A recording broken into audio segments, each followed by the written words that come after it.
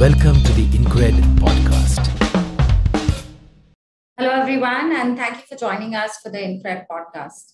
A recent survey conducted by an education platform consisting of over 25,000 respondents stated that cost was one of the top 5 key deciding factors for students when choosing a destination.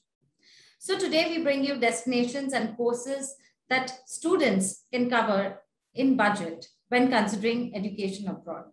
Joining us for this session is Mr. Aslam Sheikh. Aslam is a young edupreneur and international education expert promoting global education and student mobility across the world. He has been chosen among the top 10 global education leaders of 2021 by Education Stalwarts and top 10 best consulting leaders to watch for in 2020 by the Knowledge Review. He was also conferred the CSR Award for Development in the education sector by the Government of India. So please join me in welcoming Mr. Aslam Sheikh. Thank you for inviting me, Bhavna. It's a pleasure always. Great. So Aslam, the topic actually that we have for you is very interesting, right? Because cost is the very first thing that comes to people's minds. The whole concept of studying on a budget abroad, is that a myth or is that a reality? Is that something that's doable? So, budget is the most important part of the students' and parents' decision for studying abroad. But yes, there are myths attached to it. There is a part of a reality to it. I think this program needs to break those myths and bring out the more realistic factors in front of the students. Like, for example, when you talk about studying abroad, most of the time, whenever I meet the students and parents, they have got a pre-notion, they have got an assumption that it has to be expensive. It needs to be very expensive option to choose for, which in most of the cases need not to be. So this is where the student needs to know, because what happens that when you go and look out for the study abroad options, you try to figure out the information which is available on Google or onto the common platforms, wherein they usually talk about the famous universities, famous brands, famous private universities and colleges. And when you look at these famous options, are usually going to lead to the famous fee bracket, which is going to be very expensive. Similarly, when you look at these so-called famous blogs, they will always talk about the living expenses. If it has been written by the foreign travelers or the local of those countries, they will write the living expenses as per their living standards. So if you rely on to those figures, again, they would not be the realistic figures, because we as an Asians may not require that lavish lifestyles always. So it really depends upon that, where do you fall onto the figures and facts? Where do you go and check those facts and figures? Again, most of the universities, they talk about the gross fees. And there are lots of scholarship, lot of discounts, lot of options are available to reduce down your fees under various schemes. So when you look at these gross fees of famous figures, famous private expensive universities to rely on to making your decision, you usually get one-sided approach that it's going to be very expensive, wherein in real terms, the fees is going to be considerably low, provided you meet their 1, 2, 3 criteria, get scholarships. And that's how you actually end up by paying far lesser than what otherwise you are assuming for. So in your opinion, Aslam, which are some of the countries that are relatively more reasonable than the others and are also culturally fit for the students of India?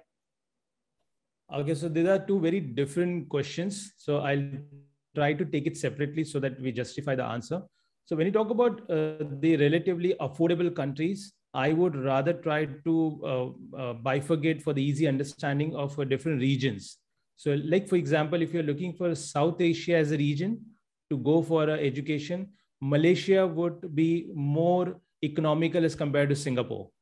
So that's how you can compare. When Singapore used to be less expensive, maybe around 8, 9 years ago, but the exchange rate has gone so high that without colleges increasing the fees, the fees and the overall expenses to go in Singapore and study become expensive.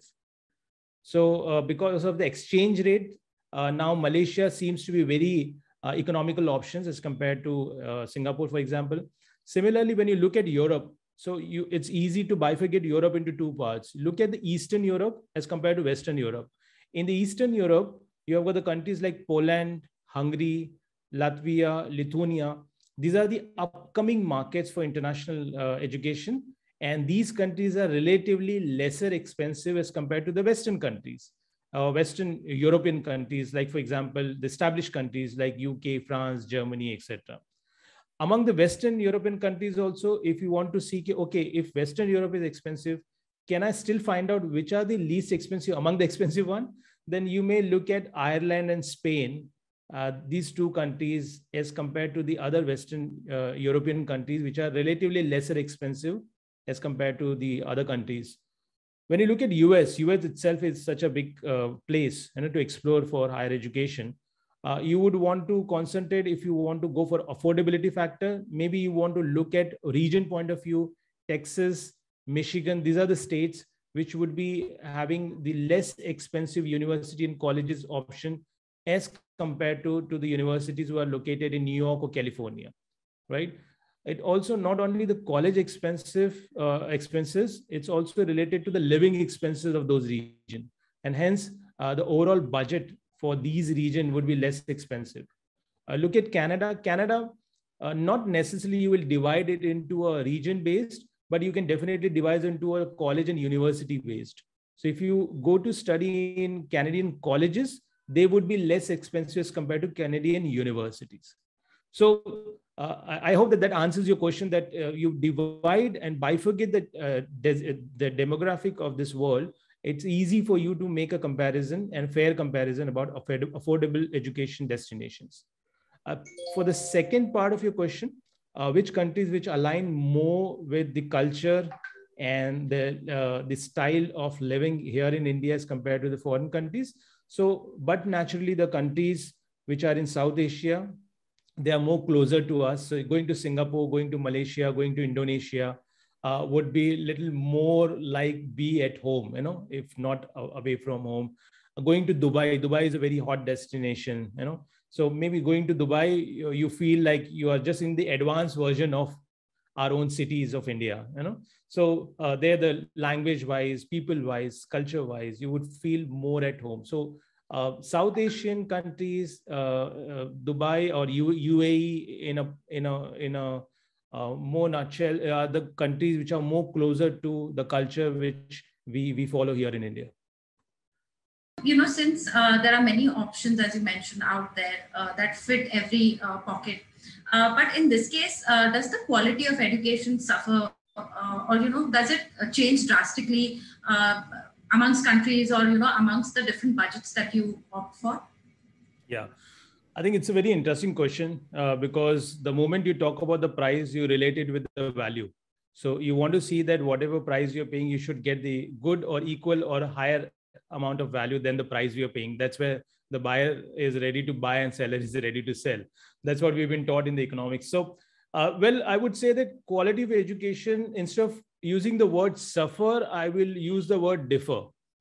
Because that would be the right word to use it. The quality of education differ. Now, what do we mean by quality of education? Let's define that. Then it would be very easy for us to understand the answer clearly.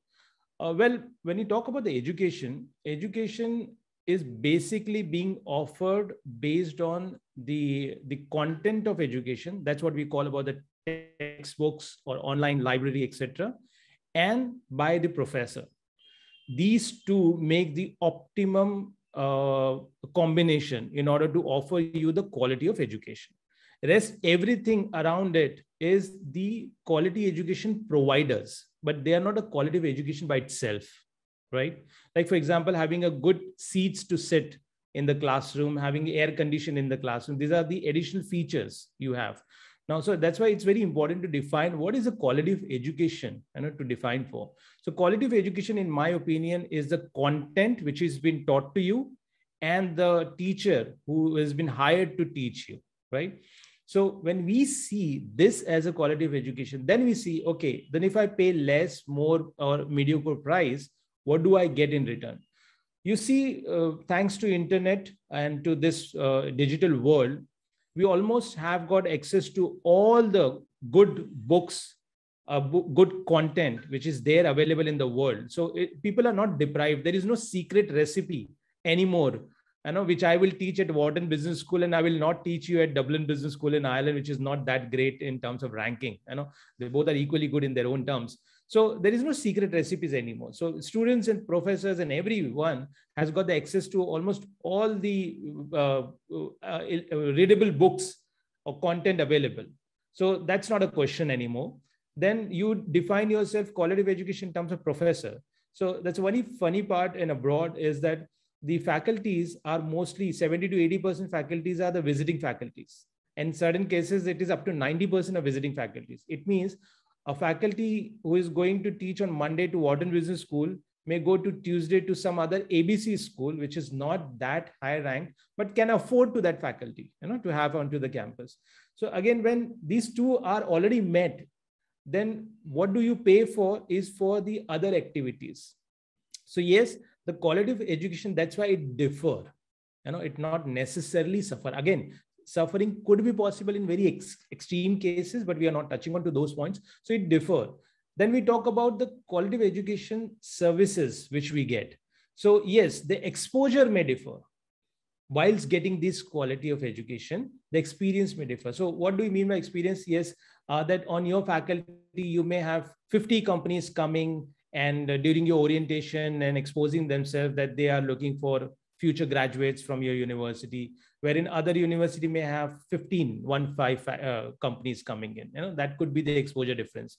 One school may say, okay, we can arrange an excursion to the industry and show you how exactly the things works in real life so that you can connect what you learn in the school as compared to how it happens in the industry, wherein other university may not have that facility necessarily available for you to that extent.